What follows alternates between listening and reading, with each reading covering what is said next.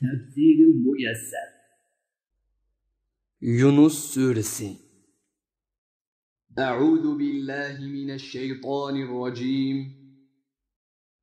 Ey Peygamber, ularga aytqinki, sizlarning Allohga sherik qilib olgan ma'budlaringlar ichida biror narsani yo'qdan bor qila oladigan, ondan uni yo'q qilib etib, qaytadan asliga keltira oladigan biri bormi?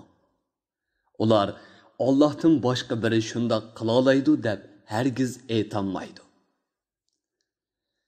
Ey Peygamber, aytqinki, Allah mavjudotni yo'qdan bor qilib, ondan yo'q qilib, ondan uni qaytadan asliga keltira oladigan yegona zotdir.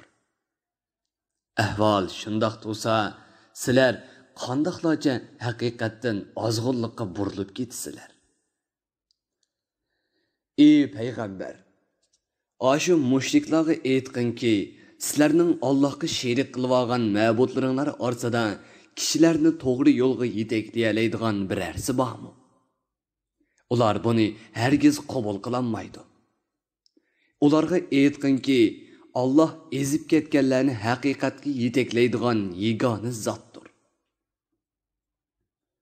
Qaysiga ergish kerak? Kishilarni to'g'ri yo'lga yetaklaydigan zotqimi yoki o'zi ozg'un bo'lganlikdan hech kimni to'g'ri yo'lga yetaklayolmaydigan, o'zini hidoyat topolmagan, boshqalarning yetaklashiga muhtoj bo'lgan narsalargami? Sizlarga nim bo'ldi? Sizlar qandoqlarcha Allohni maxluqoti bilan o'xshash ko'rsizlar? Sheksizki, bu xato hukmdir. Aşım müşriklarning to'lisi botlarga cho'qinishda va ularni Allohning huzurida shafaat qiladi deb e'tiqod qilishda biror ilmiy asosga emas, faqatla gumonga tayinadi. Gumon degan haqiqatni isbotlashda hech narsaga yaramaydi. Shubhisizki, Alloh aşım müşriklarning kufri va inkardan iborat barliq qilmishlarini bilib turg'uchidir. Bu Qur'onni Allohdan boshqa birining vujudga chiqara olishi mumkin emas. Chunki buningga hech kimning kuchi yetmaydi. Alloh bu Qur'onni ilgirki payg'ambarlarga berilgan samoviy kitoblarning haqliqini isbotlovchi qilib nozil qildi. Chunki Allohning dini azaldan birdir. Bu Qur'on Allah İslam ümmetiga nazil qilgan shariatni tafsiliy bayon qilib beradigan kitobdir. Uning haqiqatni o'z ichiga olgan kitob ekanligida qilchi shak yo'q. U olamlarning Rabbi tarafidan kelgan vahiydir. Yoki ular bu Qur'onni Muhammad o'zi to'qib chiqqan deyishamdi. Ular Muhammed aleyhisselamның özleriga o'xshash bir inson ekanligini bilib turib shundoq deyishamdi.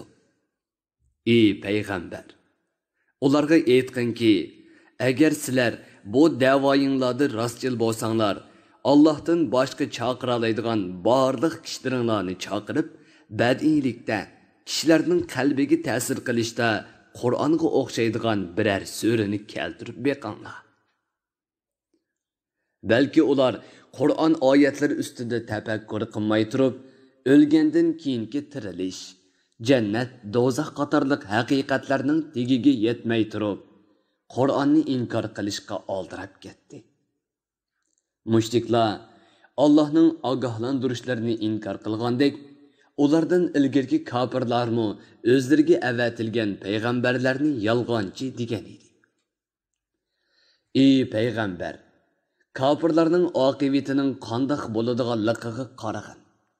Alloh ularning ba'zisini ko'mtirish bilan, ba'zisini suvga g'arq qilish bilan va ba'zisini boshqa usulda halok qildi. Ey payg'ambar, sening qavming ichida Qur'onga ishonadiganlarmi bor? Uningga ishonmay kafir peti o'ladiganlarmi bor? Rabbing Qur'onga ishonmaydigan, kishilarga zulm qiladigan va yer yuzida qalaymaqonchilik teriydigan bozg'unchilarni obdan biladi. Ularga bozgunchilikning jazosini qattiq azob bilan beradi. Ey payg'ambar, agar ashu mushriklar yanını seni yalğanchi desa, ularga aytqinki, mening dinim va amalim o'zim uchundir. Sizlarning mu dininglar va amalinglar o'zinglar uchundir. Sizlar mening amallarimdan javobgar emassizlar. Men mu sizlarning qilmishinglardan javobgar emas.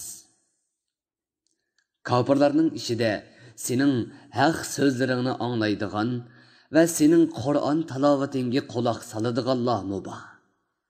Ammo ular hidoyat topmaydi. Sen gaz odamlarga so'zingni anglata olamsan. Xuddi shuningdek, Alloh hidoyat qilishni xohlamasa, sen ularni hidoyat qilolmaysan. Chunki ular haq gapni anglashdan gazdir. Ular aqlini ishlatmaydi. Ey payg'ambar, kafirlarning ishida sana va sening haq payg'ambar ekanligingga dalolat qiladigan alomatlarga qaraydiganlar bor. Ammo ular haqiqatni va iymonning nurini ko'rolmaydi. Ey payg'ambar, sen ko'r odamga ko'radigan ko'z ato qila olamsan. Xuddi shuningdek, ma'naviy ko'rlarni hidoyat qilolmaysan. O faqatla Allohga xos ishdir. Shubhisizki, Alloh insonlarga qilchi o'val qilmaydi. Ularning gunohlarini ko'paytib, savoblarni kamaytirib atmaydi. Lekin insonlar kufri, gunoh, ma'siyat sodir qilish, Allohning buyurgan va to'sqanlarga xiloflik qilish orqali o'ziga o'zi zulm qiladi. Alloh ashu mushriklardan hisob elish uchun ularni yig'adigan kunda dunyoda turgan muddati kunduzning oz qismida bir-biri bilan tonishga yetkichilik qisqa vaqt yashab o'tgandek bilinib ketadi. Allohning oldiga boradiganligini, jannat bilan do'zaxni inkor qilgan va to'g'ri ish qilishga muvaffaq bo'lmagan kafirlar cho'qim ziyon tortadi. Ey payg'ambar, biz ularni ogohlantirgan azobning bir qismini sana mushu dunyoda sen hayot chog'da ko'rsatsakmi yoki uni ko'rsatmay turib seni vafot qildirsakmi, ikkala holatda ularning ishini bartaraf qilish bizning ishimizdir. Allah ularning dunyodagi qilmishlariga guvohdir. Allohga hech qanday ish maxfiy emas. Allah ularga tegishli jazosini beradi. Ey insonlar, biz sizlarga Muhammad alayhissalomni payg'ambar qilib avatgandek, sizlardan ilgari o'tgan har bir ummatga ularni Allohning diniga e'tiqod qilishga, Allohga itoat qilishga da'vat qilsin deb albatta payg'ambar avatgan edik. Qiyomat kuni ularning payg'ambarlari hisob maydoniga kelganda ular bilan payg'ambarlarning o'rtasida odillik bilan hukm chiqariladi. Ularga mukofot yoki jazo berishda qilchi o'val qilinmaydi.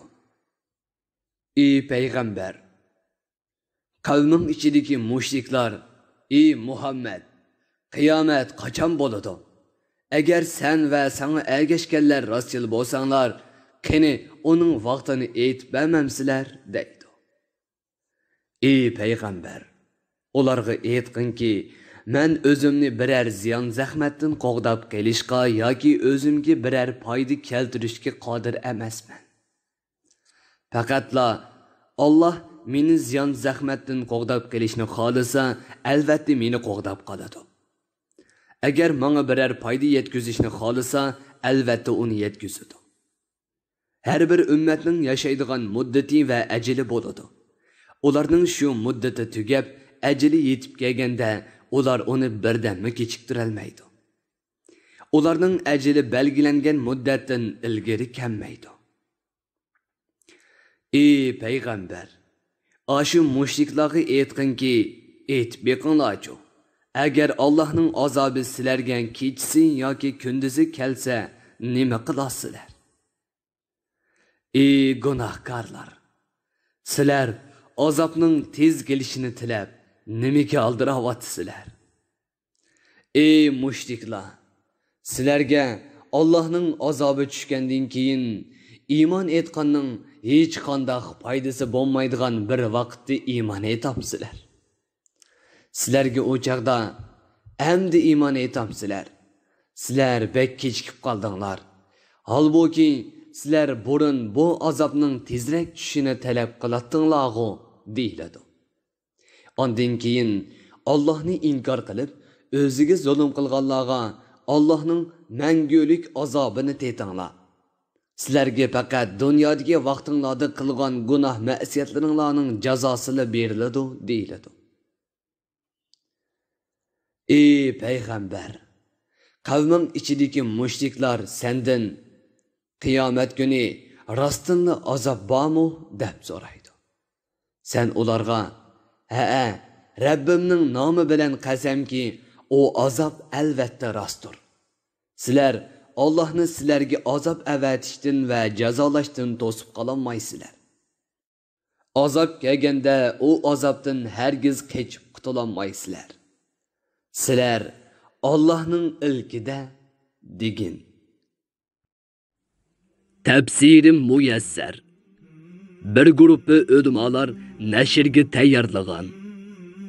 Tarjima qilguvchi Muhammad Yusuf Muhammad Tursun. Muharrir Abdurrahim Davlat. Korrektor Abdulaziz Aqxun. 2020 yanvar 1 nashri. Teklimakan Uyg'ur nashriyoti tarafidan nashr qilingan. Mikrofon oldida İmran Abdug'ani Sadai. Bu asar avlod detallarida tarqitildi.